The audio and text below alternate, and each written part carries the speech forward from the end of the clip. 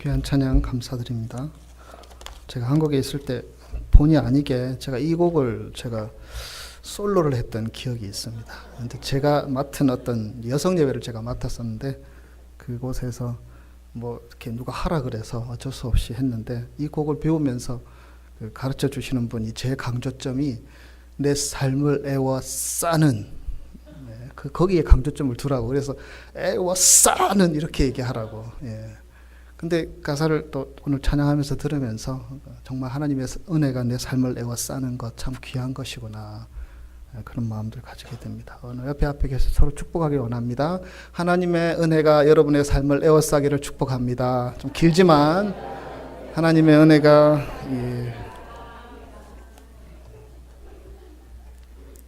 아멘으로 화답하시면 더 좋을 것 같습니다. 네. 어릴 때 제가 살던 부산의 한 동네에 그 동네에서 고개를 하나 넘으면 어떤 같은 질병을 앓았던 사람들이 모여 사는 마을이 있었습니다. 한센병이라고도 하고요, 나병이라고도 하는 환자들인데 이들은 물론 감염의 우려는 없는 음성 나환자들이었습니다.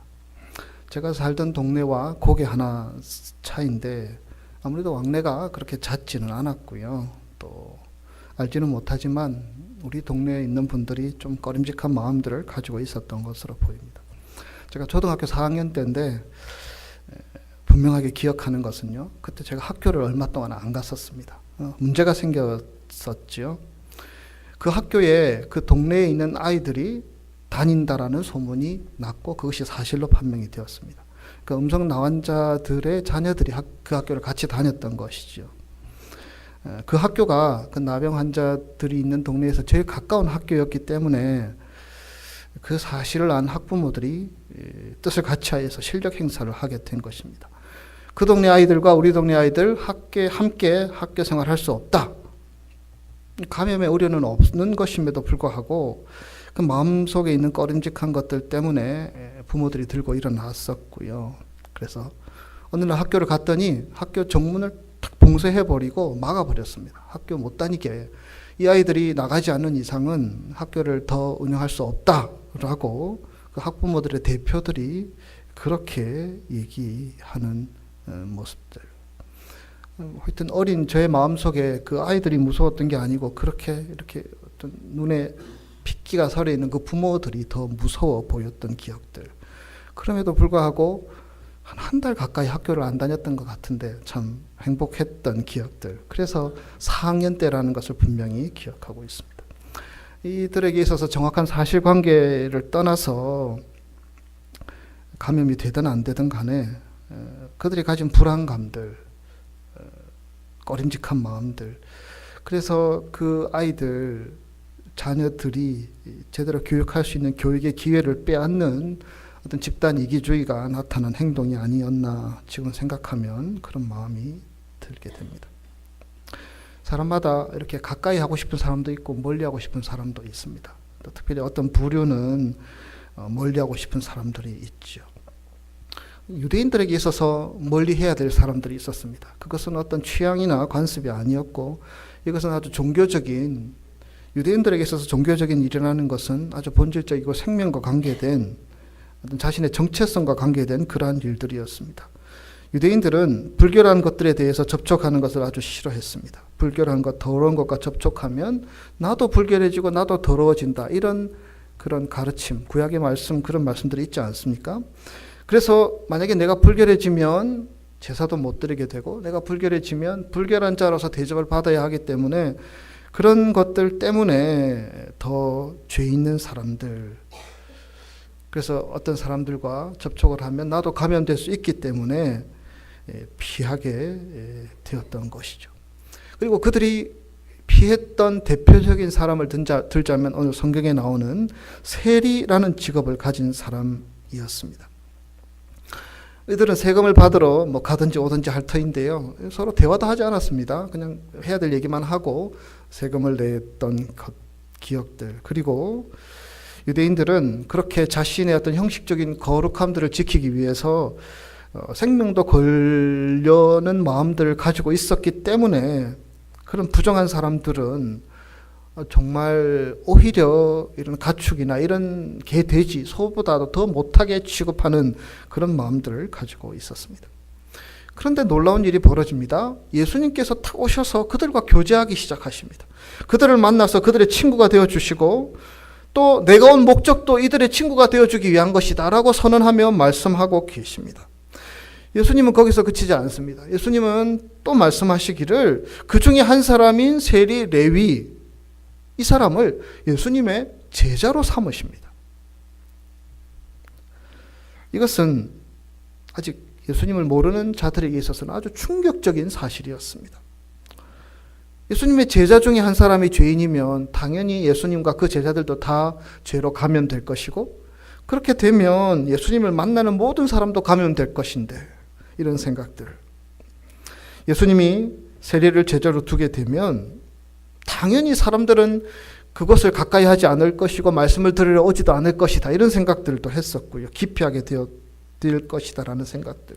예수님이 가졌던 좋은 이미지도 훼손되게 될지도 모른다는 생각들도 있었습니다.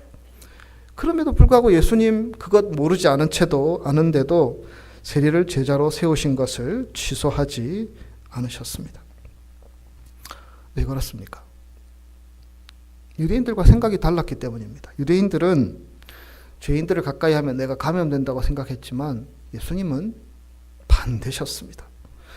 예수님은 죄인들을 가까이 하여서 그들의 죄를 용서해 주시고요, 그들의 죄가 없게 해주시고 치유해 주시고 회복해 주시는 역할들을 하셨습니다. 그분은 그런 능력이 있으셨던 분이셨고요, 그러기 위해서 이 땅에 오셨다고 주님은 말씀하셨습니다. 그래서 일부러 유대인들이 멀리하는 죄인들을 찾아다니셨습니다. 그래서 만나는 한 사람 한 사람, 그 사람이 영적인 질병이든지 육신의 질병이든지 관계의 어려움이든지 그런 많은 사람들이 예수를 만나게 되고 회복이 되고 치유가 되고 또 육신의 병을 고쳐주셨을 때에는 제사장에 가서 보여서 이 사회성도 회복해 하시는 그런 많은 일들을 행하셨습니다. 예수님은 그 일이 본인이 이 땅에 오셔서 해야 하는 궁극적인 일이라고 생각하셨습니다. 죄인들을 치료하는 영적인 의사의 임무를 감당하는 것이 마땅히 해야 될 일이라고 생각하셨습니다. 예수님은 자신의 의를 지키기 위해서 잘난 사람들, 죄짓지 않는 사람들과 서로 토론하고 그렇게 진리를 논하는 그런 자리에 결국 관심이 없었습니다. 예수님은 죄를 치료하는 의사가 되셔서 적극적으로 죄인들을 만나러 다녔습니다. 적극적으로 피하러 다니는 유대인들과 다르게 예수님은 그들을 만나셨고 그들을 치유하기를 원하셨습니다. 본문 27절, 28절입니다. 그 후에 예수께서 나가사 레위라는 세리가 세관에 앉아 있는 것을 보시고 나를 따르라 하시니 그가 모든 것을 버려두고 일어나 따르니라. 여기서 레위는 마태복음을 기록한 마태로 보입니다. 예수님이 길을 가시다가 이 레위가 세관에 앉은 것을 보고는요, 부르시지요. 많은 얘기하지 않으셨습니다. 한마디 하셨죠? 무엇이라고 하셨습니까? 나를 따르라. 그리고 그 사람은 즉시 모든 것을 버리고 예수님을 쫓았습니다. 세리라는 직업이 왜 죄인 취급 당했는가는 것은 여러분도 어느 정도 알고 계실 것입니다. 여러분, 이스라엘은 그 당시에 어느 나라의 속국이었죠? 로마의 속국이었습니다. 세금을 내야 했습니다. 그런데 이 로마는 세금을 낼 때 자기가 버는 수익의 몇 %를 내라, 이런 식으로 어떤 기준을 정해주지 않았습니다. 어떻게 세금을 걷었느냐? 그냥 할당한 액수를 딱 정해줍니다. 예를 들어 이스라엘에서는 100만 달러 이렇게 정해주는 것입니다. 그리고 그것을 세리가 걷는 것입니다. 근데 이 강교한 세리들은 처음부터 그렇지는 않았겠지요. 100만 달러를 걷어야 하는데 이걸 배당을 하게 되면 여러 사람에게 100만 달러를 가지고 배당하는 것이 아니었고요. 200만, 300만 달러. 더 많은 액수들을 배당하여서 그래서 100만 불은 제출하고 나머지는 자기가 착복하고 이런 식의 행동들이 계속되고 있었습니다. 그런데 그것에 대해서 항명할 수가 없었습니다. 왜냐하면 로마의 권위를 가지고 했던 것이고요. 어떤 경우에는 세금을 걷기 위해서 로마의 군사들도 함께 동원되어서 걷기도 하였습니다. 그리고 그 액수들이 다 모아져서 얼마가 되는지는 누가 알겠습니까?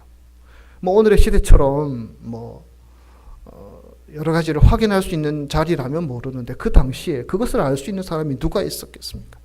뭔가 이상하다고 느끼고 뭔가 잘못됐다고 느끼고 세리들은 날마다 불을 축적하는 것이 보여짐에도 불구하고 어쩔 수 없이 울며 겨자 먹기로 세금을 내야 했던 사람들.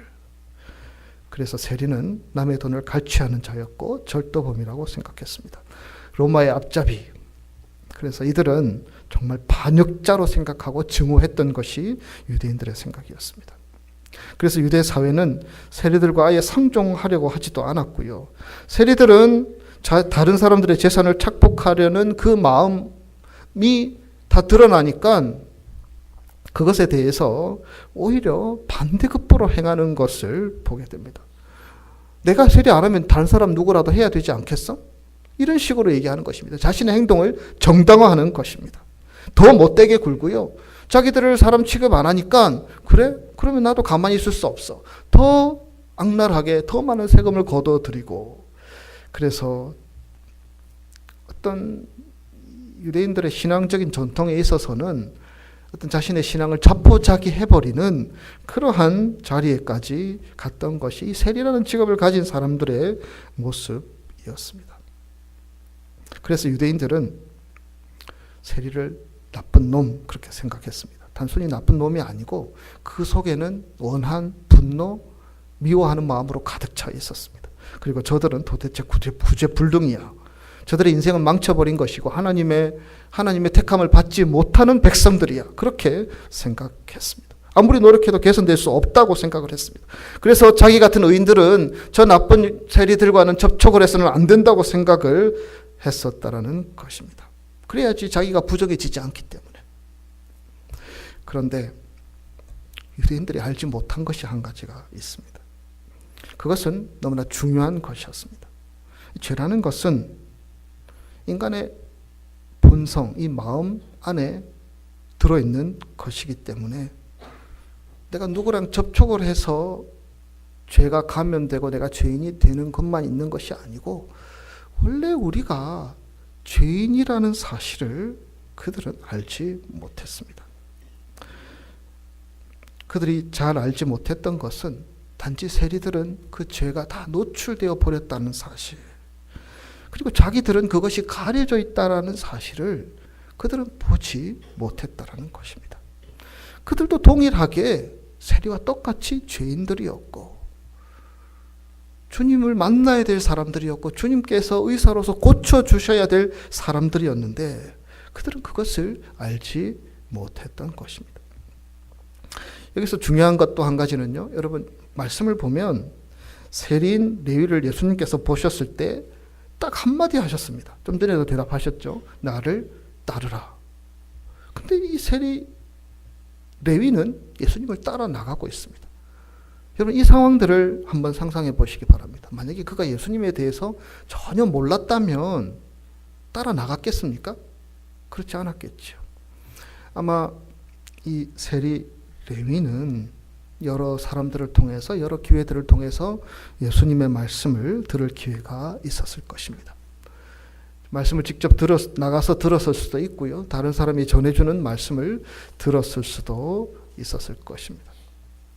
그리고 그가 들은 말씀, 그가 들은 교훈, 그가 들은 깨달음을 통하여서 이 예수가 뭔가 다른 분이구나. 이 예수가 정말 메시아이구나 라는 기대감, 그런 마음들을 가지게 되었습니다. 이 세리 레위가 그것을 사람들에게 표현했습니까? 그렇지 않습니다. 그러나 예수님은 그것을 알고 계셨습니다. 예수님은 그의 목자셨고요. 세리 레위는 그의 양이었습니다. 예수님은 알고 계셨습니다. 그의 마음속에 움직이는 그런 작은 움직임들, 회개하는 마음들, 거룩해지고 싶은 마음들, 진리를 붙잡고 싶은 마음들, 자신의 죄를 떨쳐버리고 싶은 마음들, 그 마음들을 예수님은 다 알고 계셨다라는 것입니다. 그래서 예수님께서는 아마 그 길로 일부러 가셨을 것입니다. 그리고 레위를 만났습니다. 그리고 나를 따르라. 이 레위는 자기가 하는 일이 문제가 있기 때문에 더더욱 죄책감과 여러 가지 불안감들이 있었을 것입니다. 그가 예수를 따르고 싶은 마음도 있었고 나가서 다른 사람들처럼 예수님의 말씀을 듣고 함께 지내고 싶은 마음도 있었지만 여러 가지 제약이 있었기 때문에 가지 못했습니다. 그러나 예수님께서는 그에게 말씀하셨습니다. 나를 따르라. 그는 준비되어 있었습니다. 주님을 따를 준비가 되어 있었습니다. 자신의 허물과 죄를 알고 있었고 이 생활을 청산하고 주님을 따라야 한다는 사실을 알고 있었던 레위. 예수님은 그에게 선포하였고 그리고 그 선포에 대해서 레위는 자기의 모든 것을 버려두고 예수님을 따라 나서게 된 것입니다. 예수님의 말씀을 듣고 그는 이미 회개했을 것이며 어떤 길로 가야 될지를 이미 고민하고 있었다라는 사실. 그는 직업이 세리였기 때문에 가지는 그런 한계들을 분명히 가지고 있었지만 예수님은 그것을 뛰어넘으셔서 나를 따르라. 그러면 돼. 라는 선언을 지금 레위에게 했던 것이고요. 이 레위는 기꺼이 다 버려두고 예수를 따라가게 된 것입니다. 그리스도의 교우 여러분, 우리 신앙의 세계에서 진짜 죄인은 누구입니까? 진짜 죄인은 자신이 죄인인 줄 모른 채 스스로 의롭다 여기면서 예수 그리스도의 사랑과 보혈의 공로들을 받아들이지 않는 사람입니다. 예수님의 십자가 죽음이 바로 나 자신을 위한 죽음임을 믿지 않고 받아들이지 못한 채 자신의 공로로 살아가는 사람이 진짜 소망이 없는 죄인이라는 것입니다. 물론 사람이 자신의 죄를 깨닫고 예수님 앞에 나아가 회개한다고 해서 그의 삶이 갑작스럽게 변화되는 것은 물론 아닙니다. 그러나 세리인 레위는 여전히 그런 삶들을 살아갔었지만 지금까지 자신의 삶의 문제가 무엇이고 자신의 죄가 무엇이고 자신의 연약함이 무엇인지를 그는 분명히 알고 있었을 것입니다. 준비가 되어 있었다는 것입니다. 그래서 주님께서 요청하실 때 기꺼이 무엇이 중요하고 무엇이 귀중한지 알았기 때문에 예수님을 따라 나설 수 있었던 것입니다.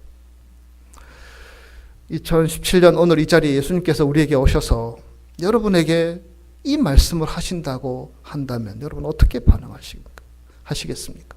나를 따르라? 주님을 따를 용의가 되어 있으십니까? 레위는 예수님을 따르기 전에 잔치를 베풀었습니다. 본문 29절, 레위가 예수를 위하여 자기 집에서 큰 잔치를 하니 세리와 다른 사람들이 많이 함께 앉아 있는지라. 여러분 어떤 잔치였겠습니까? 어떤 내용인지는 기록되어 있지 않지만 예수님을 위한 잔치라고 되어 있고요. 그래서 감사하는 마음으로 하는 잔치. 그리고 우리가 이 말씀의 상황들을 보면 자기와 함께 세리되었던 자들, 그리고 함께 나쁜 짓을 하던 그 가까운 자들, 아마 그렇게 생각할 수 있지 않습니까? 그들을 초대하여서 함께 잔치를 베풀었습니다. 그들을 이 예수님과 이어주고자 하는 마음도 있지 않았을까 생각해 보게 됩니다. 어쨌든 그 잔치를 통하여서 레위는 자기가 이제 변화되었고 자기가 이제 다른 길을 갈 것임을 선언하는 자리로 그 시간을 만들었습니다. 과거의 레위의 모습이 분명히 있지만 이제는 새로운 레위로 태어나서 내가 살아갈 것이다 라는 것을 예수님 앞에 사람들 앞에 선언함으로 그렇게 나아갔던 것입니다. 구약에 여러분 엘리사라는 사람도 그런 일들을 했지요. 여러 마리의 소를 가지고 농사를 지었는데 엘리야를 만나게 됩니다. 그리고 부름을 받게 됩니다. 그러니까 자신이 소유하던 소를 다 잡아서 잔치를 베풀고 그 자리에서 즉시 엘리야를 쫓았다라는 말씀이 기록되어 있습니다. 이제 내가 이런 상황들을 청산하고 따르겠습니다라는 의지의 표현이지요. 어쩌면 우리에게도 이런 시간이 필요할지도 모릅니다. 우리가 정말 예수를 따르는 삶을 사는 것인지 아니면 이것도 아니고 저것도 아닌 것인지 아니면 예수를 따르는 것이 아니고 내 욕망을 따라 살아가고 있는 것은 아닌지 이것을 우리가 구분하고 우리가 선언해야 될 시간들이 우리에게도 필요하지 않겠습니까? 신앙생활을 오래 했지만 그 오래 한 신앙의 짬밥이 우리에게 중요한 것이 아니지. 우리는 주님 앞에서 레위처럼 나를 따르라 라는 말씀이 우리에게 주어졌을 때 내가 어떻게 반응할 것인지를 우리는 주님 앞에 곰곰이 묵상해야 하지 않겠습니까? 만약에 레위가 과거의 세리로서의 레위라면 유대인들에게 예수님을 쫓아다니면서 복음을 당당하게 전할 수 없었을 것입니다. 그러나 예수님이 부르셨을 때 레위는 이 잔치를 통하여서 자신의 과거가 청산되고 이제 새 출발하겠다라는 것을 선언하였고 선포하였습니다. 그리고 옛날의 친구들도 그 자리에 함께 있었습니다. 그래서 너 레위 너 예전에 그랬지 않니? 이렇게 헐뜯고 죄를 들추어내고 정죄할 사람도 없었을 것입니다. 왜냐하면 그는 그리스도 안에서 완전히 새 사람이 되었기 때문입니다. 예수님께서 새롭게 하셨습니다. 이제 과거의 삶이 완전히 단절되었기 때문에 새 사람이 되었다는 것이 아니라 목표가 바뀌었고 길이 바뀌었고 우선순위가 바뀌었고 그가 붙잡고자 하는 삶의 길이 바뀌었기 때문에 그는 새 사람이 되었고요. 예수를 따라 사람을 낚는 어부의 역할들을 감당했던 것이 아닙니까? 종종 어떤 사람이 교회를 오면 이런 얘기들이 들려집니다. 저 사람은 저에게 찾아오셨어요. 그 사람의 이력을 다 이야기해 주시는 분들이 계십니다. 뭐 그렇지 않습니까? 이민사회에도 이 교회도 다니기도 하고 저 교회 다닌 경험들이 우리에게 있을 수 있지요. 그러면 굳이 저한테 얘기 안 해주셔도 되는데 이 사람의 이력을 쭉 얘기해 주는 경우들이 있습니다. 뭐 어떻게 보면 조심하라는 얘기지요. 그런데 우리가 꼭 그렇게 해야 할까? 그 사람의 과거가 이랬니 저랬니 웅성웅성하는 것이 어떻게 보면 그것은 성령 받지 못한 사람들이 하는 모습이 아닙니까?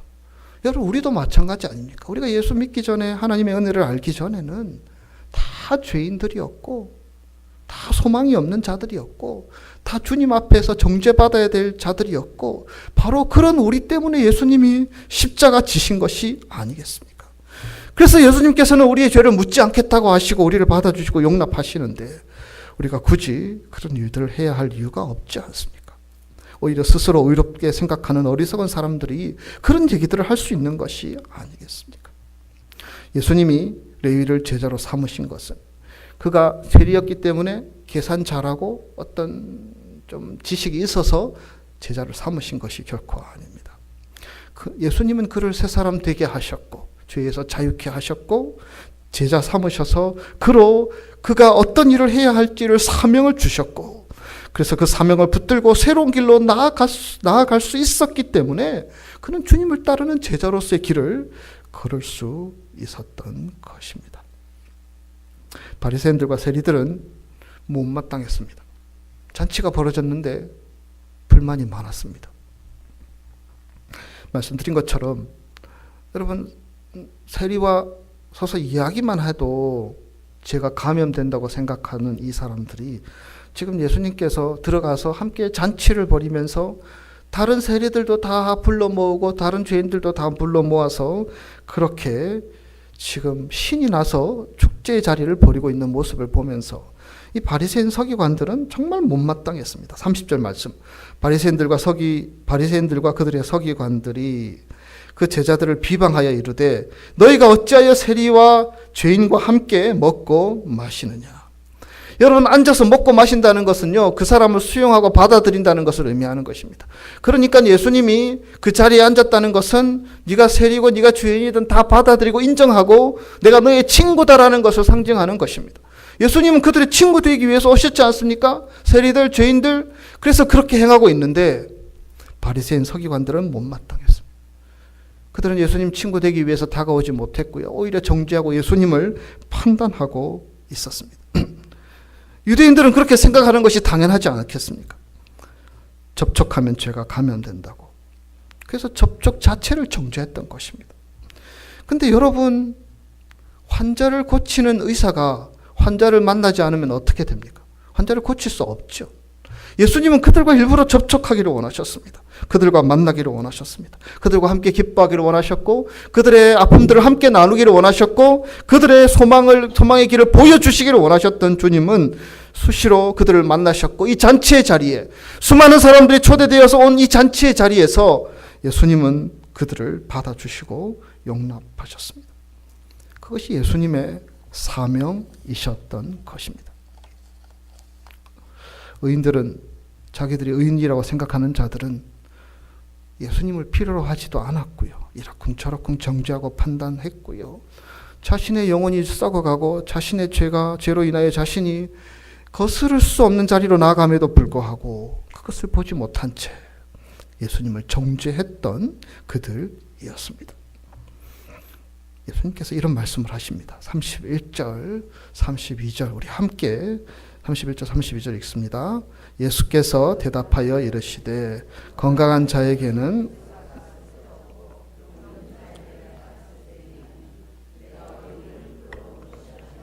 죄인을 불러 회개시키러 왔노라. 아멘. 예수님께서 오신 목적을 말씀하고 있습니다. 예수님께서 의사의 예를 들어서 설명한 것이 아닙니까?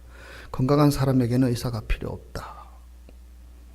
여러분, 이 말씀은 바리새인 서기관 너희들은 건강한 사람이다 라는 말씀이 아니지요.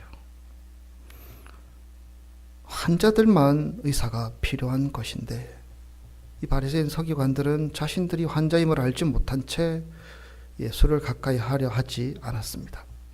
그러나 예수님을 만난 사람들, 그들은 예수님으로 인하여서 죄가 사함을 받고 육신이 치유되고 영이 새로워지고 회복되는 역사들을 그들은 경험할 수 있었습니다.